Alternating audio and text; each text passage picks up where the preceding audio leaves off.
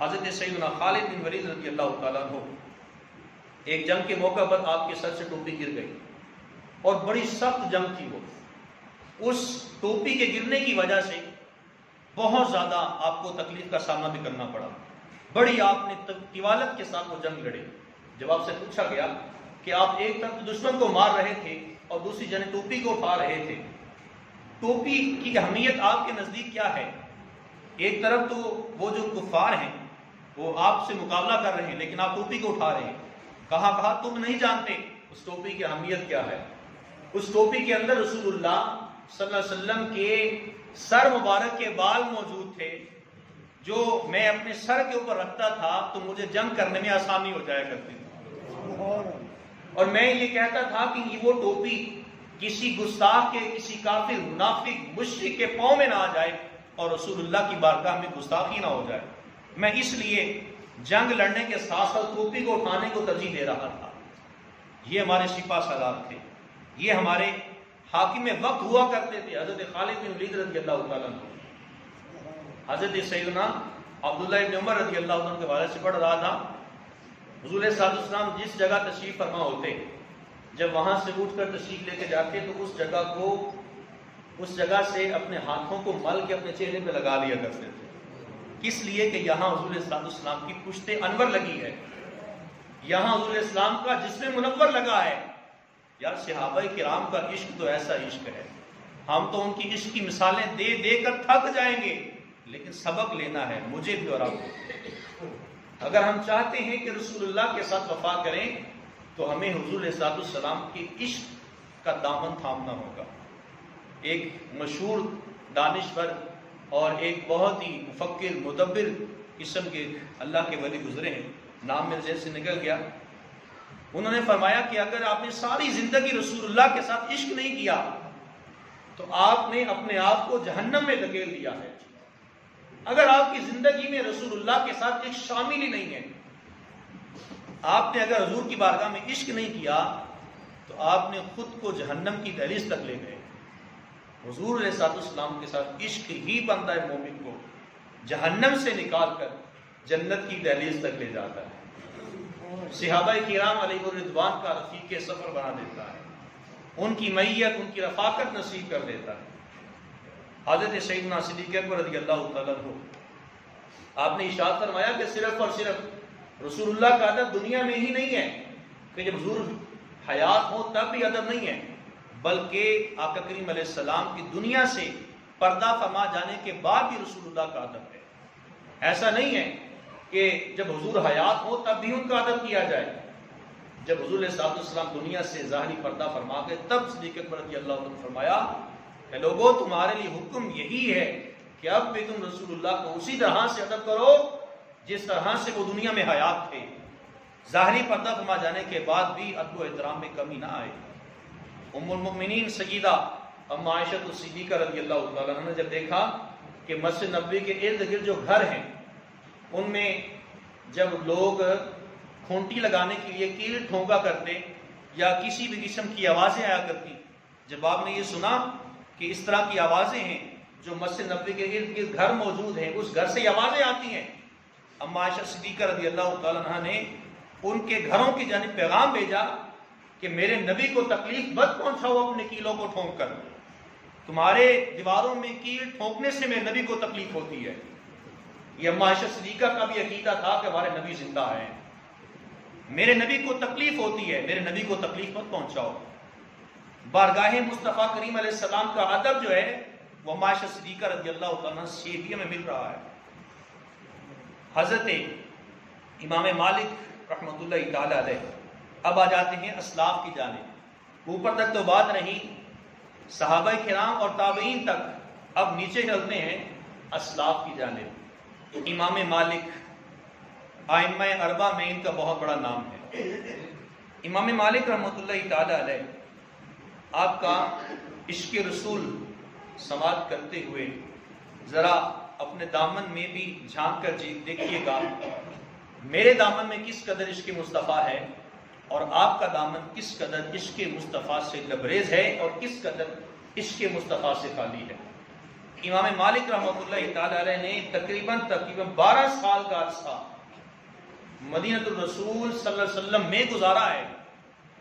12 سال میں آپ نے کبھی جوتا نہیں پہنا۔ 12 سال تک مسلسل سردی ہو گرمی ہو آپ نے جوتا نہیں پہنا، اس لیے کہ ہو سکتا ہے کہ میں یہاں پاؤں رکھوں، دل میں خیال آ جائے حضور یہاں سے گزرے ہوں گے، میرے جوتے کے جو گندے ناپاک اور غلیظ نشانات ہیں حضور کی قدموں کے اوپر نہ لگ جائیں۔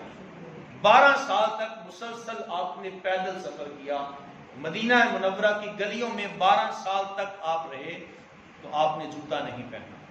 اور یہاں تک کہ آپ نے جب تک مدینہ منورہ میں رہے تب تک آپ نے اونٹ پہ سواری نہیں کی، سواری کی ہی نہیں۔ جب تک رہے جہاں بھی جانا ہوتا پیدل سفر کیا کرتے اور ننگے پاؤں سفر کرتے۔ اونٹ پہ اور خچر پہ سفر نہ کرنے کی وجہ یہ تھی کہ اگر میں اونٹ یا خچر پہ سفر کروں گا تو کہیں ایسا نہ ہو کہ حضور صلی اللہ علیہ وسلم کے قدم مبارک جہاں پہ لگے ہوں وہاں میرے اونٹ کے پاؤں لگ رہے ہوں، وہاں میرے خچر کے پاؤں لگ رہے ہوں۔ اس قدر ادب مصطفیٰ ہے حضرت امام مالک رحمۃ اللہ تعالی علیہ کا۔ جب بھی آپ نے کوئی حدیث لکھنا ہوتی سب سے پہلے وضو فرماتے، غسل کرتے، 2 رکعت نوافل ادا کیا کرتے، اس کے بعد جا کر مکمل اطمینان کے ساتھ خوشبو لگاتے، خوشبو لگا کر پھر آپ حدیث کو لکھا کرتے تھے۔ اور یہاں تک پڑھنے میں آیا امام مالک رحمۃ اللہ علیہ کے پاس جب کوئی سائل آتا، کوئی سوال پوچھنے آتا، اگر وہ سوال حدیث مبارکہ کے مطابق ہوتا یا فقہی مسائل سے متعلق ہوتا، لونڈی کو بھیجتے، خادمہ کو بھیجتے کہ جاؤ پوچھ کے آؤ کون سائل آیا ہے، کیا پوچھنے آیا ہے۔ اگر وہ سائل یہ پوچھنا چاہ رہا ہوتا مجھے کوئی فقہی مسئلہ آپ سے پوچھنا ہے، تو آپ جنہی لمحات میں ہوتے، جن کپڑوں میں ہوتے، انہی کپڑوں میں جا کر آپ اس کو فقہی مسئلہ بتا دیتے۔ جب کوئی شخص یہ کہتا کہ مجھے رسول اللہ کی حدیث امام مالک سے سننی ہے، پھر فرماتے اسے کہو 2 منٹ ٹھہر جائے۔ تھوڑی دیر کے لیے سائل کو وہاں روک لیتے، گھر سے تیار ہوتے، غسل کرتے، وضو کرتے، اچھا لباس پہنتے، 2 رکعت نوافل ادا کرتے، خوشبو لگاتے، اپنے لیے بھی کرسی کا اہتمام کرتے اور سائل آنے والے کے لیے کرسی کا اہتمام کرتے، آمنے سامنے بٹھا کر سب سے پہلے آقا کریم علیہ السلام کی ذات اقدس پر ہدیہ درود و سلام پڑھتے، اس کے بعد اس کا سوال سنتے اور پھر اس حدیث کو سنایا کرتے تھے۔ یہ حدیث رسول کا یہ ادب ہے کہ جو بارگاہ مصطفیٰ کریم علیہ السلام آپ کی زبان اقدس سے جو الفاظ نکلے ہیں اس کو بھی اگر عوام تک پہنچانا ہے، پہلے سے غسل ہے، وضو ہے، خوشبو لگاتے ہیں، اور یہی نہیں اس کے ساتھ ساتھ خوشبو سلگتی رہتی، کوئی ایسی ساتھ خوشبو رکھ دیتے جس سے وہ ماحول بھی خوشگوار ہو جایا کرتا تھا۔ یہ امام مالک رحمۃ اللہ علیہ کا یہ عمل مبارک ہے۔ ایک طرف آتا ہے امام مالک رحمۃ اللہ علیہ، ان کے حوالے سے حضرت عبداللہ بن مبارک رضی اللہ عنہ ارشاد فرماتے ہیں، میں امام مالک کی بارگاہ میں حاضر تھا تو آپ حدیث شریف کا درس دے رہے تھے، حدیث مبارکہ بیان فرما رہے تھے۔ دیکھتے دیکھتے آپ کا رنگ بدل گیا، رنگ زرد ہو گیا۔ میں نے دیکھا کہ آپ کا جو چہرہ انور ہے بدل چکا ہے، زرد ہو چکا ہے، لیکن آپ نے حدیث پڑھنا نہیں چھوڑی۔ حدیث کا درس دے رہے ہیں، عوام سامنے بیٹھی ہے، حدیث روکی نہیں۔ جب وہ محافل وہ ختم ہوئی، محفل پاک برخاست ہو گئی، ختم ہو گئی، اس کے بعد حضرت عبداللہ بن مبارک رضی اللہ عنہ نے پوچھا کہ حضور آپ کے چہرے کا رنگ بدل چکا تھا، اس کی کیا وجہ تھی؟ کہا میں حضور کی حدیث بیان کر رہا تھا اور میرے جسم کے اوپر بچھو نے 16 ڈنگ مار لیے، مجھے اس سے تکلیف محسوس ہو رہی تھی، لیکن میں نے حدیث کو روکنا گوارا نہیں کیا کہیں حضور کی شان میں گستاخی نہ ہو جائے۔ یہ امام مالک رحمۃ اللہ علیہ کی ذات گرامی ہے۔ اور اسی طرح سے امام بخاری رحمۃ اللہ علیہ کے حوالے سے بھی آتا ہے، مولا علی شیر خدا کرم اللہ تعالیٰ وجہ کریم کو نماز سے اتنا عشق تھا کہ ایک مرتبہ ان کی ایڑی مبارک میں تلوار لگی اور تلوار کا جو نوک، اگلی نوک تھی وہ ایڑی میں اندر چلی گئی۔ آپ نے اپنے دوستوں کو فرمایا، رفقا کو فرمایا، جب میں نماز کے لیے تکبیر تحریمہ کہہ لوں، نماز کے لیے کھڑا ہو جاؤں تو اس وقت وہ تلوار کی نوک میرے قدم سے نکال لینا۔ کہا حضور اس کی کیا وجہ ہے؟ کہا جب میں اللہ کی بارگاہ میں چلا جاتا ہوں میں اللہ کا ہو جاتا ہوں، پھر جب میں اللہ کی بارگاہ میں چلا جاتا ہوں میں دنیا سے اپنا تعلق ختم کر دیتا ہوں۔ مجھے نماز سے اتنا عشق ہے. تو یہ امام مالک رحمۃ اللہ علیہ کا یہ عشق و محبت ہے کہ کس قدر آپ نے حدیث کا بھی احترام کیا ہے. حضرات گرامی، اگر میں اور آپ سب چاہتے ہیں ہمیں آقا کریم علیہ الصلوۃ والتسلیم کے درس سے خیرات ملے، تو ہمیں حضور علیہ السلام کے عشق کو تھامنا ہوگا. بمصطفیٰ برساں خیش را کے دی ہم آموز، بمصطفیٰ برساں خیش را کے دی ہم آموز، گر بہو نہ رسیدی تمام بو لہبیس. چاہتے ہیں کہ رسول اللہ کی بارگاہ تک پہنچ جائیں، ہمیں صحیح معنوں میں دین مدین کا دامن تھامنا ہوگا. اگر ہمیں حضور علیہ السلام کی عشق سے خیرات لینی ہے تو ہمیں آقا کریم علیہ الصلوۃ والتسلیم کے ساتھ محبت کرنا ہوگا.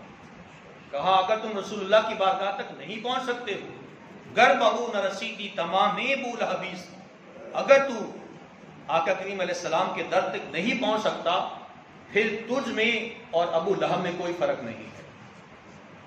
تو اگر چاہتا ہے کہ بارگاہ مصطفیٰ تک پہنچے تو ابو بکر بھی بن سکتا ہے، فاروق اعظم بھی بن سکتا ہے، عثمان غنی بھی بن سکتا ہے، مولا علی بھی بن سکتا ہے، ویسے کرنی بھی بن سکتا ہے، بلال حبشی بھی بن سکتا ہے. لیکن شرط کیا ہے؟ تو نے آقا کریم علیہ السلام کے در کو تھام لینا ہے. در دل مسلم مقام مصطفیٰ است، در دل مسلم مقام مصطفیٰ است، آب روئے ماز نام مصطفیٰ است. مومن کے دل میں آقا کریم علیہ السلام کا عشق موجود ہے، درد موجود ہے، محبت موجود ہے. آب روئے ماز نام مصطفیٰ است. آج ہماری زندگی کی شان و شوکت ہے، عزت اور وقار ہے، یہ صرف اور صرف رسول اللہ صلی اللہ علیہ وسلم کے نام کا صدقہ ہے. آج ہم لوگ جو سر اٹھا کے جی رہے ہیں یہ آمینہ کے لال کا صدقہ ہے کہ آج ہم فخر سے کہتے ہیں کہ ہم رسول اللہ کے امتی ہیں. 12 انبیاء کرام نے اس بات کا ذکر کیا، اللہ رب العالمین سے دعائیں کرتے رہے، مالک ہمیں اپنے محبوب کا امتی بنا دینا. یار میں اور آپ سب بن دیکھے آقا کریم علیہ السلام سے محبت کی، ہم نے بن دیکھے رسول اللہ پر ایمان لائے. ہمارے باپ دادا نے رسول اللہ کو نہیں دیکھا، پیچھے تک چلے جائے کسی نے رسول اللہ کو نہیں دیکھا. صدیاں بیت چکی رسول اللہ کو دنیا سے پردہ کیے ہوئے. 110 ہجری میں حضرت عامر بن طفیل واصلہ دوسی رضی اللہ عنہ کا وصال ہوا. اس کے بعد صحابہ کرام کا سد باب ہو گیا، ختم ہو گئے. صحابہ کرام دنیا سے تشریف لے گئے. تابعین تھے وہ بھی چلے گئے، تبع تابعین تھے وہ بھی چلے گئے. جنہوں نے حضور السلام کو دیکھا تھا، ہم نے حضور کو نہیں دیکھا. لیکن آج یہ عالم ہے کہ ہم نے حضور کو نہیں دیکھا لیکن ہر ہمارا بچہ بچہ رسول اللہ کی ذات پر اپنی جان کو قربان کرنے کے لیے تیار ہے. حضور السلام کی بارگاہ میں